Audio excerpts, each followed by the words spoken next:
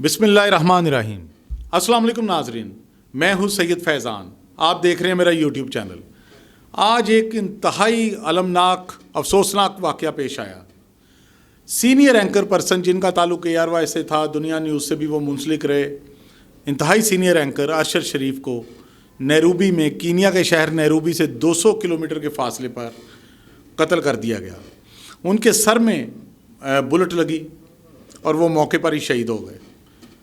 ये बुलेट क्यों लगी, इसके क्या मुहर्रकात हैं, इस वीलॉग में इस पे बात करते हैं। नाज़रीन, ARY न्यूज़ के सीनियर एंकर पर्सन जिन्होंने हाल ही में ARY से रिज़ाइन दिया था, अरशद शरीफ साहब को इंतहाई बुरे तरीके से कत्ल कर दिया गया नैरोबी में।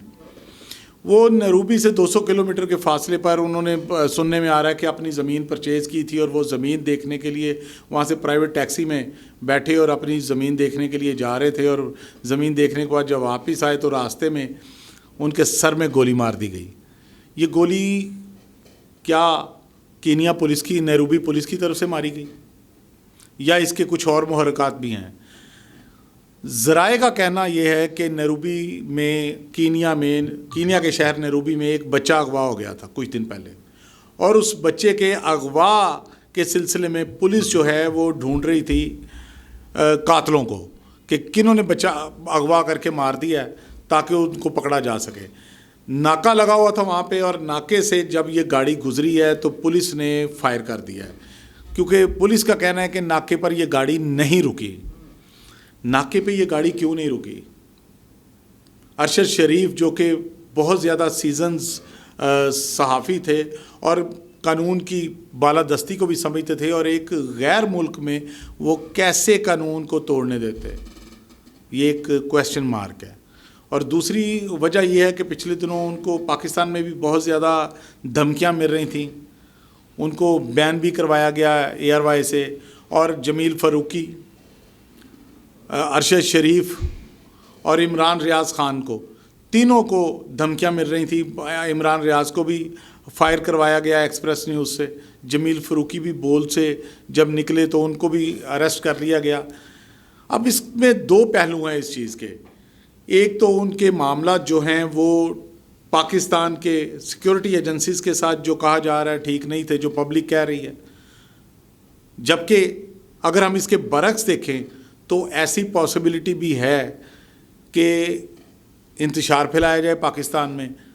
इसमें रॉ की एजेंसीज़ भी कारगर हो सकती हैं कि किसी तरह अरशद शरीफ जैसे सीनियर सहाफ़ी को, जिसकी फ़ैन फॉलोइंग बहुत ज़्यादा है, उसको गोली मारकर शहीद कर दिया जाए और नाम पाकिस्तानी फ़ौज का या एजेंसीज़ पे लगा दिया जाए, ताकि पाकिस्तान में बहुत ज़्यादा इंतशार फैल जाए और लोग अपनी फ़ौज से बदज़न हो जाएं और एक खलीज पैदा हो जाए फ़ौज और आवाम के दरमियान।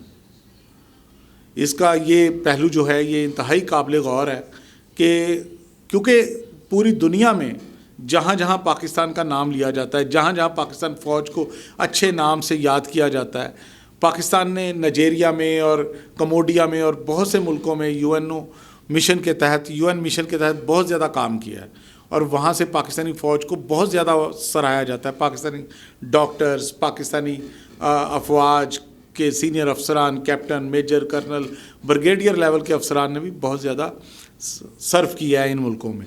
तो वहाँ पे इनकी फ़ैन फॉलोइंग पाकिस्तानी फ़ौज की भी बहुत ज़्यादा है, और वहाँ पर जाकर एक पाकिस्तानी एंकर को मार डालना और उसके बाद इसका ज़िम्मेदार पाकिस्तानी फ़ौज को ठहराना, ये इंतहाई तशवीशनाक अमल है और एक घिनौना अमल है और एक घिनौनी साजिश है हुकूमत पाकिस्तान और रियासत पाकिस्तान के ख़िलाफ़।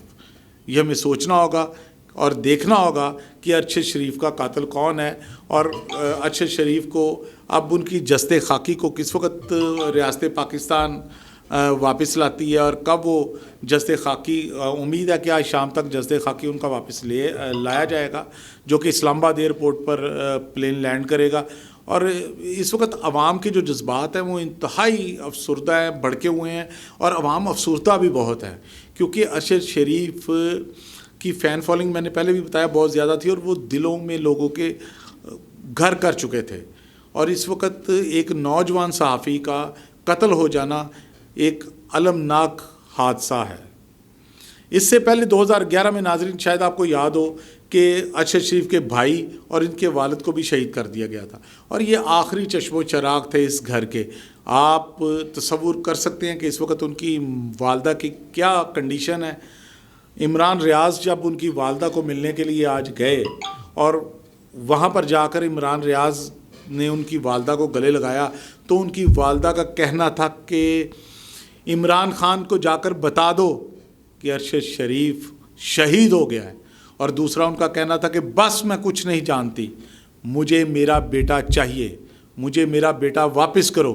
ایک ماں، بوڑھی ماں جس کا ایک ہی بچہ اب اس دنیا میں حیات ہے اور وہ بھی چھین لیا جاتا ہے۔ ارشد شریف کے چھوٹے چھوٹے بچے تھے، جس نے بھی یہ گھنونا عمل کیا ہے اس نے خدا کی لاٹھی کو آواز دی ہے، چاہے وہ کوئی غیر ملکی عناصر تھے، چاہے وہ کوئی بھی ہو۔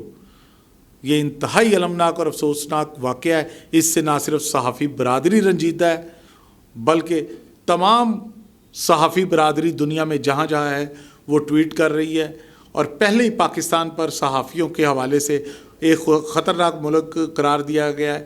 اب جبکہ ملک دشمن عناصر، پاکستان کے دشمن اس وقت چاہتے ہیں کہ پاکستان کسی صورت بھی سروائیو نہ کر سکے۔ ابھی حال ہی میں فیٹم میں پاکستان بڑی مشکل سے اپنی جان بچا کے نکلا ہے اور گرے لسٹ سے باہر آیا ہے، تو اب پھر یہ المناک واقعہ ہو جانا یہ دشمن کی گہری سازش ہے۔